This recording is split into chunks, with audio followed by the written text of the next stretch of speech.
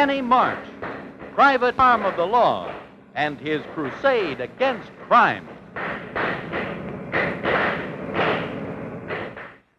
I'm Danny March, private eye, with headquarters in Metro City. Gussie's twin brother, Gus Hannon, the murderer and racketeer I was trying to take back to Metro City, disappeared from his sister's greenhouse. How? Reggie and I couldn't find the answer. We looked everywhere for a trick exit, but the place was still sealed up tight. Windows and doors all electrically controlled from the main house. And Gussie was bringing the temperature down. We were on the point of being frozen stiff. The wall phone buzzed, and I picked up the receiver. Now, Mr. March, suppose we talk business. This is a showdown. Do you hear me? Did Gussie suspect her twin brother was among the missing? At least missing from the greenhouse? My plan of escape depended on her being sure that Gus was still with us.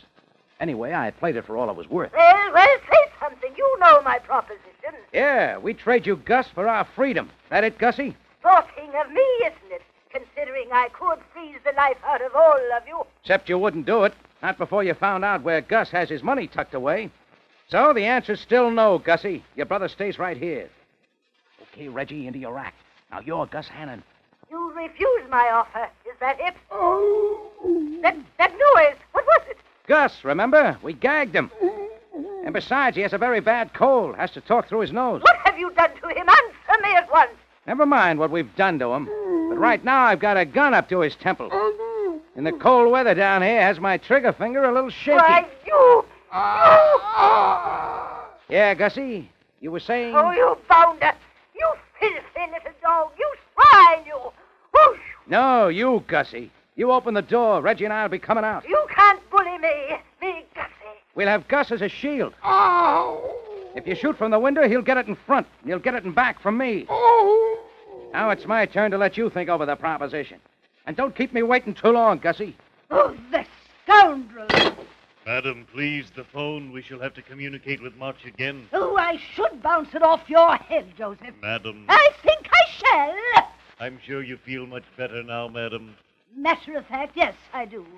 It may even be fun playing the game the way March has arranged it. I believe I fail to understand you. It simply makes it a little more difficult, that's all. Let me have that gun you chose, Joseph. This is an admirable weapon when precision is required. Precision? Oh, they'll get precision, all right. I'll make sure of that. March will have a bullet between the eyes before he's able to pull the trigger of that miserable little gun he has. You think it's going to work, huh, Danny? She'll open that door, Pally, that I know. I'd like to know what goes after that. When that door opens, don't stop to think, or you will wind up on a slab. Mr. March. Oh, let's not be so formal, Gussie. I am releasing the door. Come out with Gus ahead of you. Let's get it over with, Gussie. There were 2 cars out in front for a getaway, and 2 bullets in the gun I held. In the house, looking down at us, Gussie and Joseph had an arsenal. The chances were that we'd both end up with bullets in us, but we'd made our choice.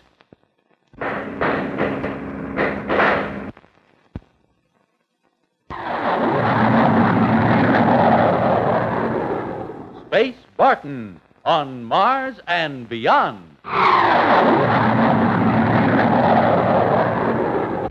Space Barton reporting from the planet Mars. We escaped monstrous pursuit ships by plunging into a dust storm which was sweeping across the Martian plain. My greatest concern was that, blinded by the thick dust, we would smash into the planet Mars at our high rate of speed. Suddenly there was a break in the dust cloud. We could see the ground rushing up at us. I cut the engines, and at that very moment, we smashed into the plane.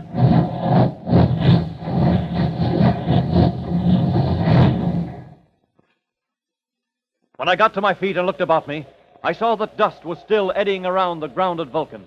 Varric was slumped over, his body limp against the control panel. Jackie had been knocked sprawling. Come on, fella. Just got a little bump on your head. Jumping Jet's face. I was really scared. Oh, you did all right, boy. Let's have a look at Varric. Space, look out. Ground coming up. How do you feel, Commander Varric? No broken bones. I think I can manage. You two appear to be unhurt. Yeah, but we all sure got bounced around. Bounced around enough so we can't get the Vulcan airborne again without extensive repairs. Besides, Monstron knows of our return by now. He'll have every patrol ship in his fleet on the lookout. Then it would be wise for us to enter Kamilar on foot. Exactly. Perhaps we can link up with some other Martians who are working to overthrow Monstrum. You mean an underground movement? Something like that. Boy, that sounds like fun. Wait a minute, Jackie. I think we should hold a council before we start off. Well, what is it, Varric? Yeah, shoot. Oh, shoot. Oh. We know that all of the planet Mars is completely dominated by the traitor Monstrum. We also know that we can expect no mercy and no pity from him. I'm wondering if I have the right to expect you, Space, and you, Jackie, from the planet Earth, to place your lives in jeopardy to help me and the other people of Mars. Now, hold on, Varric. You're making quite a speech. But this is not your fight. No one is forcing you to risk your lives. You've done enough and suffered enough already. Varric, Monstrum's threat to the people of Mars is a threat to all space. We're fighting along with you. Right, Jackie? Yeah, that's right. Thank you. Well, what are we waiting for? Let's go. Now, hold on. I wonder if the radionic reception set was knocked out by the crash.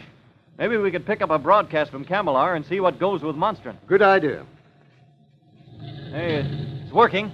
We can just get a clear channel. Try a higher frequency. Right about there. Okay, check. Hold it. I think we've got something. To all the people of Mars, greetings from General Monstrum. General Monstrum. Boy. Your High Pundator Malabar has freely, voluntarily, and without coercion abdicated and renounced his throne. In his stead, he has designated that upon the union and marriage of his granddaughter, the Pundatorial Princess Persa, with myself, General of Mars, he will crown me, Monstrum the First, High Pundator of the planet Mars. Varric, Jackie, let's go. In some way, we must stop Monstrum.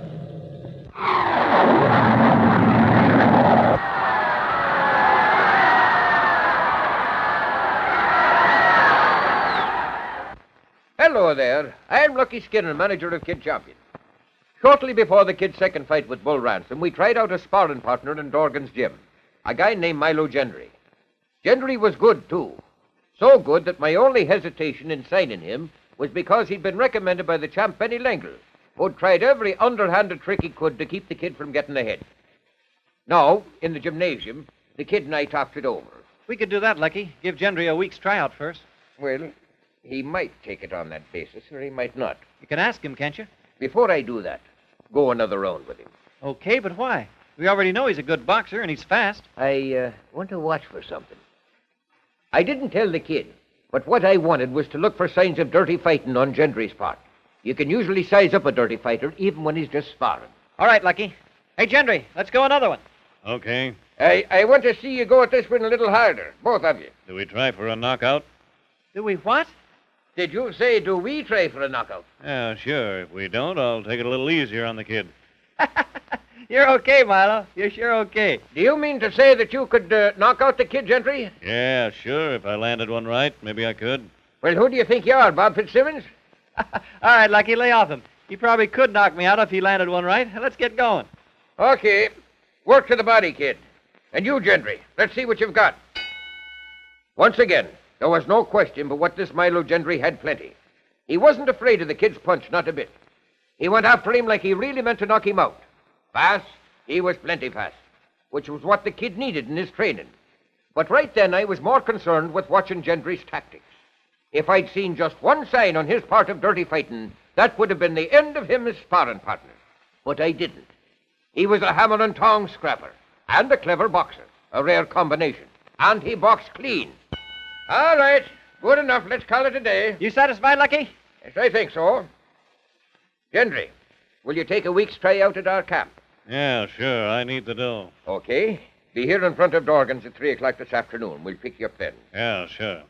See you later, Milo. Yeah, sure. You bet. He's good, Lucky. He sure is. I guess we got ourselves a sparring partner this time, Kid. Well, it was about an hour after that Milo Gendry reported to Benny Lengle. How'd you do, Milo? Going out to their camp this afternoon, champ, on a week's tryout.